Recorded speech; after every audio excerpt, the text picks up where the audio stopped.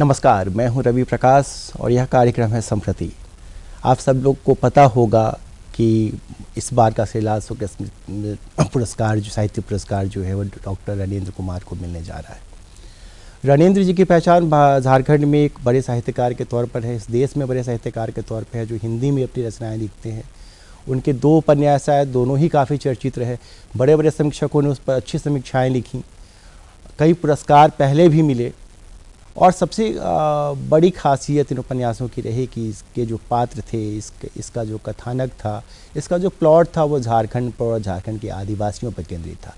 आदिवासियों में भी, क्योंकि आज के ज़माने में हम लोग सब जगह ऊंच और नीच की बात करते हैं, नंबर 1 नंबर 2 की बात करते हैं, तो आदिवासियों में भी उन जातियों की चर्चा हुई जिन जातियों की चर्चा अब आदिवासी समाज में भी बहुत बोल्ड तरीके से नहीं होती है। तो ऐसी कई बातें हैं। और क्योंकि यह पुरस्कार अगले 31 जनवरी को मिलने वाला है रणेंद्र जी को। रणेंद्र जी भारतीय प्रशासनिक सेवा के अधिकारी हैं जो डॉक्टर रामदयाल मुंडा जनजातीय शोध संस्थान है उसके निदेशक हैं। तो कई कारण हैं कि हम इस बार रणेंद्र जी से इस पर बातचीत करें कि उनका जो अपना रचना संसार है, जो वो लिखते हैं, वो कैसे लिखते हैं, कैसे चुनते हैं अपने पात्रों को, कैसे कहानियाँ बुनते हैं, कविताएँ भी लिखी तो कविताओं का विषय क्या चुना, इन सब चीज़ पर बात करना चाहते हैं और रणेंद्र जी को ही हमने इसके लिए खास तौर पर बुलाया है। सर, आपका स्वागत है हमारे इस कार्यक्रम में। आभार और आपको बहुत बधाई हमारी तरफ से इस पुरस्कार के लिए। आप झारखंड के पहले साहित्यकार हैं जिनको यह पुरस्कार। आभार और जोहार। सर जी नहीं कुछ कह रहे हैं आप? हाँ, श्रीलाल शुक्ल स्मृति इफ्को सम्मान जो है, अब एक तो श्रीलाल शुक्ल जो है वो मतलब हिंदी कथा साहित्य में प्रेमचंद के बाद रेणु के बाद श्रीलाल शुक्ल का राग दरबारी, एक तो ये एक परंपरा जो बढ़ रही है हिंदी साहित्य की। दूसरा जो सुखद संयोग है कि श्रीलाल शुक्ल भी पीसीएस थे और पीसीएस से आईएएस हुए थे तो वो एक कोइंसिडेंट मेरे साथ वो मिल रहा है। और इसके जो चयन समिति के जो लोग जो वरिष्ठतम समालोचक और रचनाकार थे, उन चाहे वो आदरणीय नित्यानंद तिवारी जी हों, मुरली मनोहर सिंह जी हों, आदरणीय चंद्रकांता जी हों, विष्णु नागर जी हों, दिनेश कुमार शुक्ल हों, डॉक्टर रविभूषण सर हों अपने शहर के, तो सबके प्रति मैं आभार प्रकट करना चाहता हूं क्योंकि सूची जो देख रहा था 2011 से ये शुरुआत हुआ है। तो विद्यासागर नौटियाल और शेखर जोशी और संजीव जी, तो अधिकांश 75+ के लोगों को ये तो कैसे मैं नज़र में आया, ये मेरे लिए भी बड़ा आश्चर्य था कि अभी 75 तो मेरा नहीं हुआ था लेकिन सब लोगों ने सर्वसम्मति से अपना आशीर्वाद दिया, उनके प्रति भी बहुत आभार। हाँ सर, जब भी जो साहित्य की चर्चा होती है या मीडिया की चर्चा जब हम लोग करते हैं तो जो आदिवासी समाज है ये या तो कैलेंडर के तौर पे आता है कि कोई ख़ास दिवस है तो आप उसकी चर्चा कर लीजिए, या आप सेमिनारों वगैरह में चर्चा करते हैं और उसके बाद फिर बात भूल जाते हैं। आपका पहला ही उपन्यास जो है उसमें आपने असुरों की कहानी बताई, उन असुरों की कहानी बताई जिनको नेतरहाट और उसके आसपास के इलाके से तो रांची में भी कोई बहुत समग्र तौर पर उसकी चर्चा नहीं करता। तो क्या वजह थी कि आपने अपने पहले ही उपन्यास के लिए एक तो आदिवासियों को चुना, आदिवासियों में असुर जैसे आदिवासी को चुना और इतने शानदार तरीके से आपने पूरी कहानी कही? बहुत ही सुंदर बात आपने रवि जी। एक्चुअली जो मैंने कहा कि मैं भी स्टेट राज्य प्रशासनिक सेवा का संपर्क का पदाधिकारी था, तो मेरा सौभाग्य था कि मेरा पदस्थापन उन इलाकों में, मैं 95 से 98 तक गुमला के बिशुनपुर प्रखंड में था और पहली पोस्टिंग 89 वगैरह में मेरी रोहतास में चेनारी में थी। तो चेनारी वो कैमूर जी पहाड़ियों के और जंगलों के बीच की, तो वहाँ दुर्गावती जलाशय परियोजना से चेरो आदिवासियों का डूब क्षेत्र उनका गांव आ रहा था। तो उसको ध्यान में रख के 89 के बाद 2005 में कथादेश में मैंने एक कहानी लिखी थी, रात बाकी। तो वो प्रथम आई थी उस साल उस कहानी को सर्वश्रेष्ठ कहानी के रूप में। यानी कि जो चीज़ें मैंने वहाँ अंचल अधिकारी के तौर पे देखी, समझी, प्रशासनिक व्यवस्था के अंदर की चीज़ों को देखा, उनके संघर्ष को, और डॉक्टर विनयन वहाँ डूब क्षेत्र के विस्थापितों की लड़ाई लड़ रहे थे। तो ये सौभाग्य इस सेवा ने, हमारी सेवा ने दिया कि आप एकदम ग्रासरूट पे जाके चीज़ों को देख पाते हैं, और केवल देखते नहीं हैं बल्कि उनकी लड़ाइयों में, उनकी खुशियों में, उनके दुख में। अब मैं वहाँ जाता था, पाट क्षेत्र में नेतरहाट का जो इलाका आपने चर्चा की है, जहाँ उनकी बसावट है, पीछे ठेलते ठेलते ठेलते मैंने ग्लोबल गांव के देवता में पूरी चर्चा की है कि वो वैदिक काल से कैसे पीछे ठेले गए और बाद में यहाँ के लोहा के कारीगर के तौर पे, और कैसे वहाँ पहाड़ के ऊपर उसमें 9,000 जनसंख्या उनकी बची थी। तो अब इस जो मौसम है अभी, तो जो ठहरता था तो नीचे पुआल, फिर उसके बाद कंबल, फिर ऊपर कम्बल ओढ़ लीजिए, फिर ऊपर से पुआल डालिए तो ये वहाँ ठंडक की स्थिति थी। लेकिन ऐसा नहीं था कि जैसे कि हम शहर में बैठ के कि जो बेरियल एल्विन की किताबों में या अन्य नृशास्त्रीय एंथ्रोपोलॉजी की किताबों में कि कोई लंगोटा पहने हुए लोग होंगे, या पौराणिक कथाओं में हम 12 फीट के और लंबे लंबे दांत वाले, जो मैंने चर्चा की है। मतलब मैं गया तो वो जिन लोगों से दोस्ती हुई, वो संस्कृत में ऑनर्स लोग थे, जो रुझु मसूर हमारे आते हैं। जो ही पार्ट में थे एक मित्र हमारे, वो आवासीय हाई स्कूल के प्रिंसिपल थे, असुर थे। उन्होंने बीए और बीएड किया था, और आवासीय कल्याण विभाग के आवासीय विद्यालय में शिक्षक से।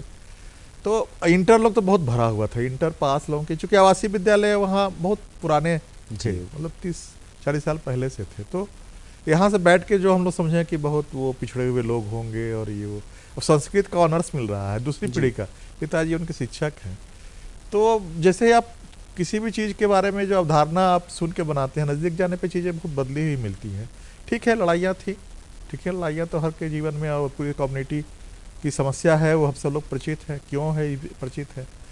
दुर्भाग्य है कि जहाँ उनको ठेल के पहुँचाया गया है बॉक्साइट माइन से, और वो चल रहा है पिछले 30-40 सालों से, लीगल भी और इलीगल भी, और उनके पैरों के नीचे से ज़मीन खींची जा रही है, सारी बातें उसमें आई हैं। तो जो कुछ हम एक स्थानीय सरकारी मुलाजिम होने के कारण कर सकते थे, उन्हें करने की कोशिश की। जो नहीं कर सका, जो मन में कचोटता रहा, वो जाके मैंने 2006-2008 में वो आया था, जो कि लोग 10 साल में चीज़ें पकती रहीं, वो उसके बाद वो रचना के तौर पे आई। तो ऐसा कोई मानव शास्त्र के शोधकर्ता के तौर पे या समाजशास्त्री, मैं उस एक शोधकर्ता के तौर पे नहीं गया था। मेरा पदस्थापन था, और मेरी ईमानदारी ये कहती थी कि जो काम आपको है दिया गया है उसको 100% कीजिए। तो वो 100% करने के लिए हमने अपनी जो कार्यशैली बनाई थी कि चलिए वहाँ गांव में ही रहिए, वहीं वो संचिका लेके चलिए, ताकि उनको दौड़ना नहीं पड़े, और चीज़ों को आप नज़दीक से देख भी सके। और मेरी लालच रहती थी कि वहाँ रात में ठहरेंगे तो कुछ कहानियाँ सुनने को मिलेंगी, जो कहानियाँ हम नहीं सुन पाते हैं शहरों में या पटना में, रांची में, और मिलती थी कहानियाँ। तो चीज़ें फिर कहीं ना कहीं अब चेतन में बैठती गई। मैंने कोई नोट्स नहीं लिया था, मैंने दोस्ती की कोई थी। नोट्स नहीं बनाया? नहीं, उस शोधार्थी के तौर पे गया ही नहीं था वो तो काम करने गया था, और 3 साल बहुत लंबी अवधि होती है, और 15-15 दिन तक लगातार रहता था वहाँ। उसके लिए मैंने एक बना लिया था, एक क्या कहते हैं, एक सामुदायिक भवन जिसमें शौचालय वगैरह था, वो सब सुविधा कर ली थी कि ताकि परिवार भी ले जाके 15 दिन रहना है। बच्चे बहुत ही छोटा था गोदी में, और स्टाफ लोग भी चल रहा था, सबका परिवार भी चलता था कि वो लोग पिकनिक टाइप का अपना पहाड़ पे, जंगल है, पहाड़ है, झरने हैं, हम लोग अपना काम करते थे। लेकिन इस जो आत्मीयता विकसित हुई, उस आत्मीयता ने, जो हृदय से हृदय का जो मिलना हुआ, उसने इस रचना को संभव बनाया। ये रचना जो है एंथ्रोपोलॉजी की किताब पढ़ के नहीं लिखी जा सकती थी। उनके संघर्ष में आप जब तक आप हृदय से जुड़ेंगे नहीं, थोड़ी सी भी बेहतरी हो सके उसके लिए प्रयास की गई, और प्रयास में जहाँ नहीं सफल हो सके, कचोटता रहा, वो फिर रचना के तौर पे आया। और ये मेरा सौभाग्य है कि वो चीज़ें क्लिक कर गई, और हिंदी साहित्य में आदिवासी समुदाय को देखने का एक नया नज़रिया लोगों को मिला। क्यों ऐसा है कि चूँकि जो हिंदी के प्राध्यापक या पत्रकार, ऐसे साहित्यकार लिख रहे थे दूर से देख के चीज़ों को, उससे थोड़ी सी अलग थी, ये अंदर की बात कही गई थी, और एक बाहरी नज़रिए से नहीं कही गई थी, उनके नज़रिए से वो बात कही गई थी। ये तो थोड़ा सा बदलाव था हिंदी साहित्य के लिए। आदिवासी विमर्श में ये परिवर्तन था कि ये चीज़ें जो हैं भीतर से कही गई थी जी, उस समुदाय की आवाज़ बन के चीज़ें रखी गई थी। ग्लोबल गांव के देवता के बाद जब आप गायब होता देश आपने लिखना शुरू किया तो ये कहानी मुंडाओं की आपने कही। तो ठीक ही है, आपने बताया कि बहुत रिसर्च आपने रिसर्च तो किया ही है, रिसर्च के तरीके से नहीं किया, इसका एक व्याकरण होता है कि भाई हम जाएं और उसका रिसर्च करें। लेकिन जब आपने मुंडाओं को चुना कि हम मुंडाओं की कहानी करें, एक और असुर जनजाति है जो काफ़ी कम संख्या है, जिनकी काफ़ी कम चर्चा होती है। एक तरफ मुंडा है जो राजा थे, जिनके इतिहास की चर्चा बड़े गर्व से करते हैं आदिवासी। तो ये इतना कंट्रास्ट क्यों हुआ, और जो मुंडाओं की कहानी आपने कही फिर उसको कैसे चुना, कैसे किया और कैसे लिखा सारा कुछ? रवि जी, आप तो सुपरिचित हैं कि जो यथार्थवादी जो लेखन की प्रक्रिया है वो आप जीवन में जो देखते हैं, जो महसूस करते हैं, वो ही अगर रचनाओं में आता है तो एक अलग धारा के तौर पे वो चिन्हित होता है। तो 98 के बाद मैं आ गया रांची, और उसके बाद से रांची में हूँ।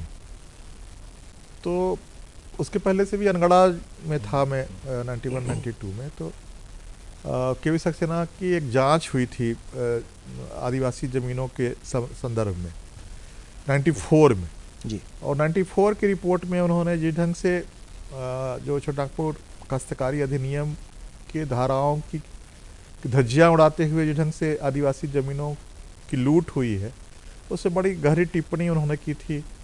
बहुत सारे उपायुक्तों को सूचीबद्ध उन्होंने किया था 94 में। लेकिन चीज़ें कुछ बदली नहीं। 99 में मैं आया और 2000 में नया राज्य गठित हो गया, और उसके बाद पता लग रहा था कि वो कल तक बस्ती थी, वो वहाँ फिर रातों रात जो है बस्ती के लोगों को कहीं और पहुँचा दिया गया। वहाँ जो है किसी रियल एस्टेट के कंपनी का वहाँ बोर्ड साइन बोर्ड टांग के और उसको कांटी लगे तारों से घेर दिया गया।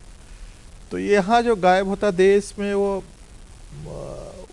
देश वो नेशन नहीं है, ये लोकेल स्थानीयता का बोधक रहना नहीं, देश बिराना जो कबीर कह रहे हैं। तो वो देश लोकेल को, और ये केवल मतलब 2008 में रिसेशन आता है, मंदी आती है, लेकिन रियल एस्टेट में आपके यहाँ मंदी नहीं आती है। तो ये जो रियल एस्टेट का खेल है, ज़मीनों की जो लूट है, वो ज़मीनों की लूट बड़ी निर्लजता पूर्वक है यहाँ। वो आप भी इस चीज़ को महसूस कर रहे हैं। और एक से एक कहानियाँ कि एक खास रोड में एक पान की दुकान वाले ने 35 शादियाँ की ऐसे घरों में जहाँ कोई मेल इनहेरिटेंस मतलब कि कोई पुरुष उत्तराधिकारी नहीं था, और उन शादियों के कारण जो ज़मीनें उसके हाथ में आई उसको प्लॉटिंग करके बेचा। ये मैंने एक अतिरेक का एक उदाहरण हो सकता है, लेकिन ये ढंग की चीज़ें थी और हैं भी जी, कि आदिवासी ज़मीन की लूट के जितने भी तरीके अपनाए जा सकते हैं वो अपनाए जा रहे थे या अपनाए जा रहे हैं। और उसमें मैं नाम नहीं लेना चाहूँगा कि बाकी सिस्टम कि सारे जो माध्यम हैं उनका उपयोग कैसे किया जा रहा है इस संगठित अपराध में, वो सारी चीज़ें गायब होता देश में आई हैं, उसको दोहराने की आवश्यकता नहीं है। तो जिस ढंग से बॉक्साइट माइंस वहाँ खतरा बना हुआ है, तो इस ढंग से रियल एस्टेट और अट्टालिकाएँ जो हैं क्या कहें कि आदिवासी ज़मीनों के लिए, आदिवासी अस्तित्व के लिए, खास करके शहरी क्षेत्र में और आसपास के शहरी क्षेत्र क्या रिंग रोड बना तो उसके आसपास की ज़मीनें गायब हो गई। तो कहीं भी नज़र जहाँ जा रहा है वहीं से वो गायब हो जा रहे हैं। केवल ज़मीनें बच जा रही हैं जहाँ वो सीमेंट के जंगल खड़े किए जा रहे हैं, और वो उसकी कोई मार्केट की कमी, उनकी बिक्री में कोई कमी भी नहीं आ रही है। आशा तो यही है कि कितना भी बना दीजिए, लोगों की लालच कम नहीं हो रही है कि उनको एक फ्लैट से नहीं वो कई फ्लैट्स चाहिए, वो निवेश कर रहे हैं उसमें। और हर अपार्टमेंट में आपको मिल जाएंगे, अगर वो 20 फ्लैट वहाँ है तो 5-7 ऐसे फ्लैट मिल जाएंगे केवल ताला मार के छोड़ दिया गया है, क्योंकि इसके मालिक ने निवेश किया है। रहने के लिए घर की आवश्यकता नहीं है, अब ब्लैक मनी के लिए, इन्वेस्टमेंट के लिए फ्लैट्स खरीदे जा रहे हैं। उसके लिए जो लूट हो रही है वो गायब होता देश में वो आई है। ये चाहे ग्लोबल गांव का देवता हो या गायब होता देश हो, दोनों ही उपन्यासों में आपने चर्चा की है आदिवासियों की, और उनकी जो दिक्कतें हैं उसको आपने उभारा है, और बहुत सारी चीज़ें उसमें डिस्कस, उनकी परंपराएं, उनका समाज, सब कुछ। जब कहानियों का की रचना आप करते हैं, जब कहानियाँ लिखते हैं, उसके पात्र चुनते हैं, तो तब आपके मन में क्या ख्याल होता है? कि कई बार हम लोग पढ़ते हैं कि कुछ लेखकों ने कहा कि नहीं हम तो लिख ही नहीं पाए क्योंकि प्लॉट नहीं सोच पाए, या काफ़ी वक्त लगता है। आप चुनते वक्त अपने पात्रों को कहाँ से उठाते हैं, कितना वक्त उसमें लगता है, और कहाँ सहज महसूस करते हैं? कहानियों में सहज ज़्यादा महसूस करते हैं या उपन्यास में? एक्चुअली मेरी लंबी कहानियों को भी लोगों ने कहा कि इसकी जो जो संरचना है वो बड़ा अपनी माने वो उपन्यास की संरचना है, वो जो जीवन का एक स्लाइस, लाइफ का एक स्लाइस होती है कहानी, एक क्षण की कौंध कहानियों में होनी चाहिए। तो मेरी कहानी बड़ी लंबी लंबी है, वहाँ बहुत केवल क्षण का कौंध नहीं है, बड़ा हिस्सा उसके जीवन का। असल में है क्या कि काम के दौरान जिन लोगों से, जैसे वो बस धूल थी, अब वो आदिवासी युवती है जिसके पति की हत्या नक्सलियों ने की है, उसको हत्या के बदले में नौकरी मिलनी है, अनुकंपा में कुछ राशि मिलनी है। अब पति जो है उनके झाजी थे, अब उनके जो परिजन हैं वो अब उस नौकरी और उस पैसे के लिए जितना तिकड़म कर सकते हैं, चूँकि ज़्यादा सशक्त लोग हैं, और उसमें वो फंसी हुई है वो महिला, वो और रोज़ वो आके वहाँ समाहरणालय के बरामदे के बैठी रहती थी। खैर ठीक है, समाधान निकला, वो अलग है कि वहाँ उपायुक्त महोदया इतनी अच्छी थी, सहृदय थी, और सारे हम लोगों ने कोशिश की, तो लेकिन सामान्य तौर पे हो नहीं पाता है।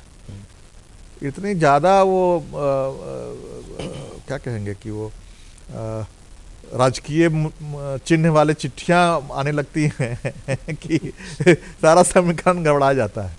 तो वो उस कहानी को मैंने, वो बस धूल थी में, और फिर आपके यहाँ जो चीज़ें होते रहती हैं, नक्सलियों के नाम पे एक बस में पूरी बारात उड़ा दी गई, और एफआईआर में वो सबको 7 साल के बच्चों को भी नक्सली।